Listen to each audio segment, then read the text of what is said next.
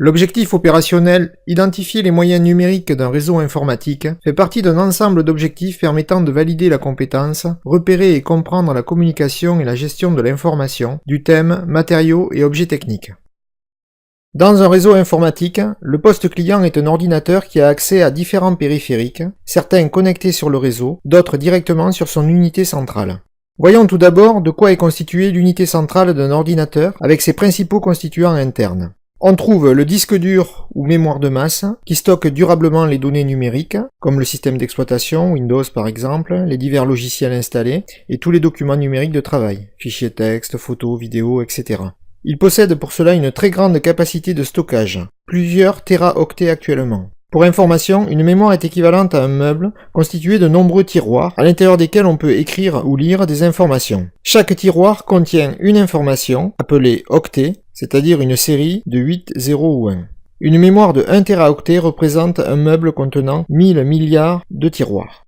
Ensuite, la carte mère, qui est l'élément central de l'ordinateur.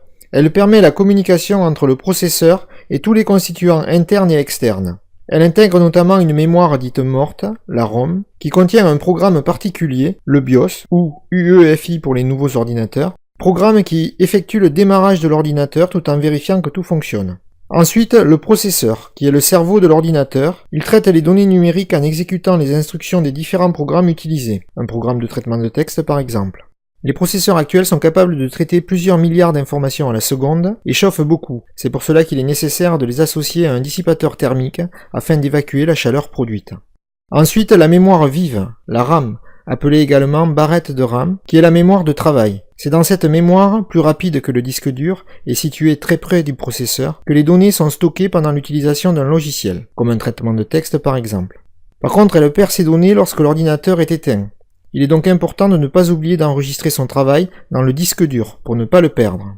Attention, le fait de simplement fermer un logiciel sans enregistrer le travail réalisé fait également perdre l'accès au contenu de la RAM. Remarque, certains logiciels créent régulièrement et automatiquement, au cours de leur utilisation, une sauvegarde de récupération pour limiter les trop grosses pertes. Lors de la prochaine ouverture du logiciel, il sera alors proposé de récupérer ou non la dernière sauvegarde effectuée automatiquement. Ensuite, les cartes additionnelles ou d'extension, comme les cartes graphiques 3D, les cartes son, cartes réseau, etc., qui permettent d'ajouter de nouvelles fonctions ou d'améliorer des fonctions déjà présentes avec des cartes plus performantes. Ensuite, l'alimentation, qui permet d'alimenter en énergie électrique, tension continue 12 volts, 5 volts ou 3,3 volts, tous les constituants internes de l'unité centrale et certains périphériques externes comme par exemple le clavier, la souris filaire, etc. Et ceci à partir du réseau électrique domestique 230 volts alternatif, la prise électrique de la maison.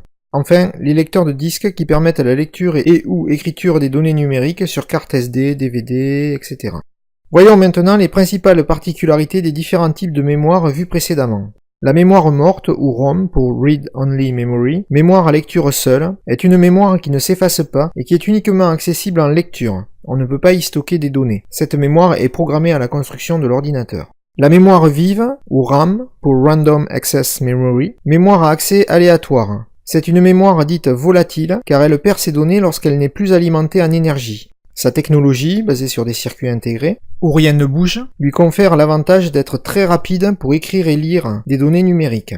La mémoire de masse, le disque dur, ou HDD, pour Hard Disk Drive, est caractérisée par une écriture et une lecture moins rapides, car l'accès aux données dépend de la rotation de disques sur lesquels sont stockées ces données. Par contre, il ne perd pas ces données quand il n'est plus alimenté en énergie et permet ainsi de les sauvegarder à long terme. Les disques SSD, Solid State Drive, beaucoup plus rapides, car ils utilisent des circuits intégrés à la place des disques en rotation, mais encore chers, commencent à arriver sur le marché. Après avoir vu l'unité centrale, voyons maintenant ses périphériques externes. Qu'est-ce qu'un périphérique ?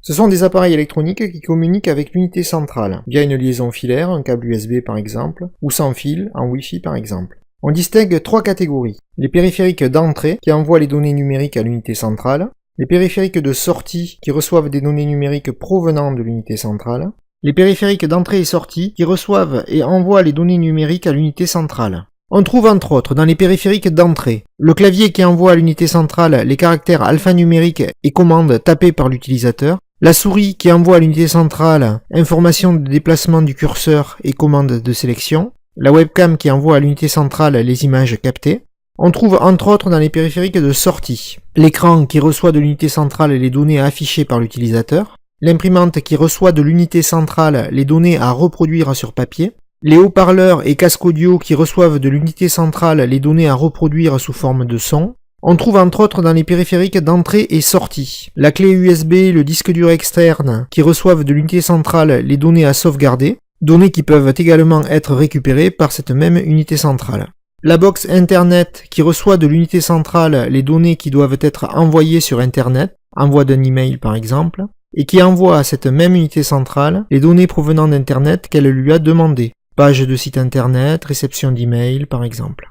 L'imprimante multifonction qui reçoit de l'unité centrale les données à reproduire sur papier et qui envoie vers cette même unité centrale, par sa fonction scanner incorporée, les données numérisées d'un document papier. Le casque audio avec micro qui reçoit les données numériques de l'unité centrale à convertir en son et qui envoie à cette même unité centrale les sons captés par le micro sous forme de signal électrique.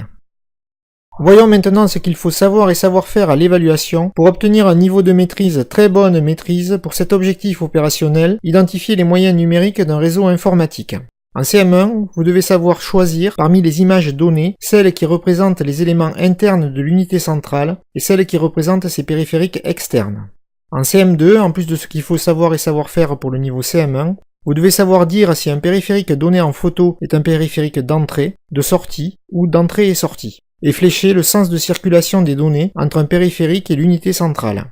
En 6e, en plus de ce qu'il faut savoir et savoir faire pour le niveau CM1 et CM2, vous devez savoir donner les noms des constituants internes d'une unité centrale qui sont donnés en photo, et associer à chacun de ces constituants leurs fonctions parmi une liste donnée, et choisir dans une liste les principales particularités des mémoires mortes, la ROM, mémoire de masse, le disque dur, et mémoire vive, la RAM.